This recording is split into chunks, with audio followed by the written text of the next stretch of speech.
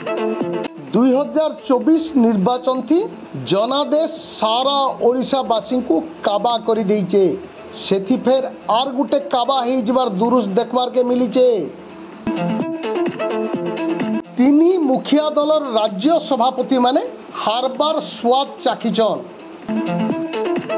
BJD सभापति नवीन पट्टनायक कंटा बांधी BJP प्रार्थी लक्ष्मण बाग ठानु 14,000 नु अटका भोट हारिचन। राज्य बीजेपी सभापति मनमोहन सामल बीजेडी प्रार्थी बोमकेश राय ठानु 1922 भोट हारी जाइचन। एंता नुआपड़ा थी प्रदेश कांग्रेस सभापति शरद पट्टनायक हारिचन। बीजेडी प्रार्थी राजेंद्र ढोलकिया ई आसन थी 61,822 भोट पाइकरी जीती थिला बेलके शरद बाबू 4 नंबर थी रहीचन।